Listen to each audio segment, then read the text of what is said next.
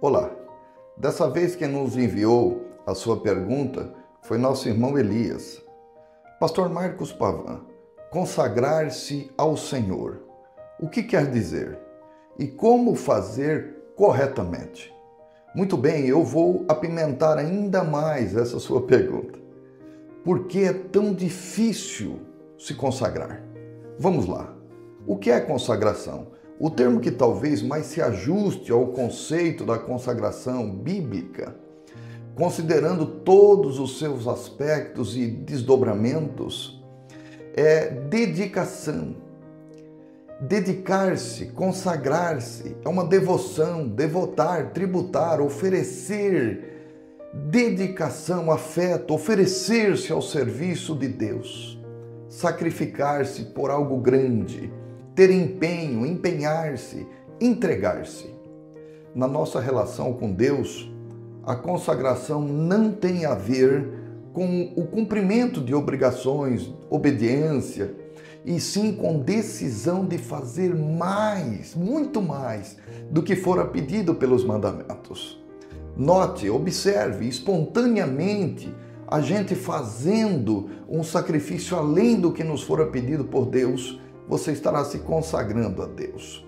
O exemplo que o Senhor Jesus deixou: aquele que me enviou está comigo, ele não me deixou sozinho, pois sempre faço o que lhe agrada. João 8:29. A consagração nos leva além da obrigação, nos move ao limite da obrigação para a espontaneidade, nos tira do lugar da obediência para um lugar de sacrifício, oferecendo a Deus algo que nos custa, sairmos do conforto mediano, do comum, para uma anormalidade espiritual. Vamos além. Agradar o coração de Deus exige de nossa parte dedicação. Deus espera que a gente dê o nosso melhor para Ele. Eu dou um exemplo muito comum entre os fiéis, os verdadeiros cristãos, uma igreja que defende uso e costume, por exemplo, ser muito mais abençoada, ter muito mais a presença de Deus do que outros irmãos cristãos que não se esforçam para fazer além do que lhes fora pedido.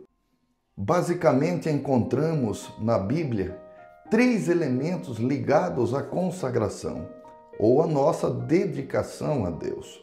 Separação está ligada à santificação.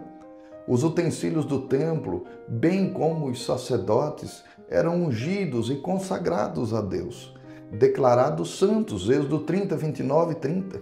Devoção está ligada à paixão. Ana, viúva de 84 anos, consagrou toda a sua vida a Deus. Em jejum, oração, Lucas capítulo 2, versículo 39, oferta está ligada à adoração.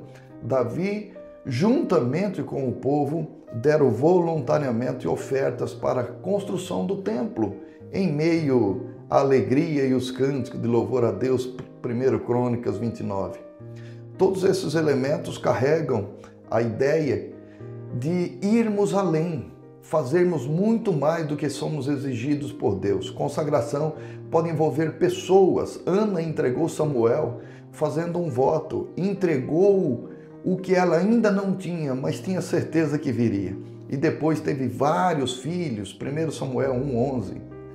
Coisas materiais, por exemplo, as pessoas davam a Deus algo material, como uma consagração além daquilo que era requerido pelo próprio Deus. Tempo, Neemias e Esdras consagram um dia ao Senhor, deram prioridade a Deus, Neemias 8:9. Note, a consagração de Sansão, por exemplo, um exemplo clássico. Havia antigamente em Israel um voto especial de consagração a Deus, em que ele se tornava um nazireu. Esse voto trazia uma série de implicações para a vida da pessoa.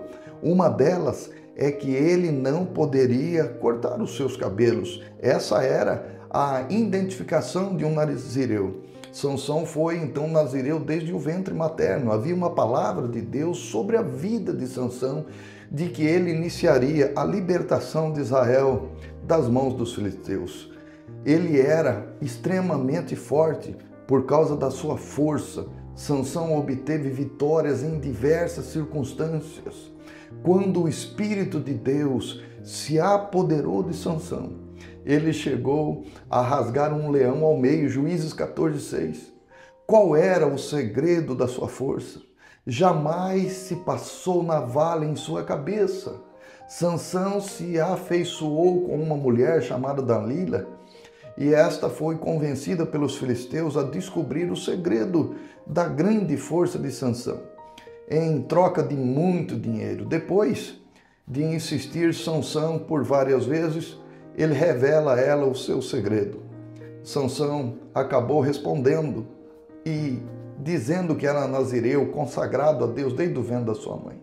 Toda a sua força residia no fato de ele ser nazireu, ou seja, uma pessoa consagrada a Deus. Qual foi o resultado da sua queda?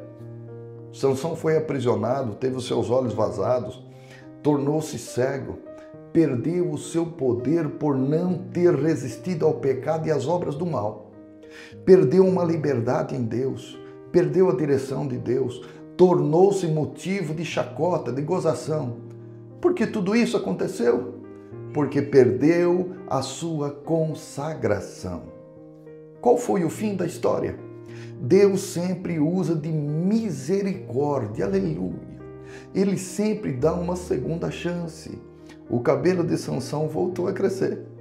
Quando ele estava sendo humilhado pelos filisteus em uma festa com a presença de todos os seus líderes, Sansão orou a Deus e pediu forças.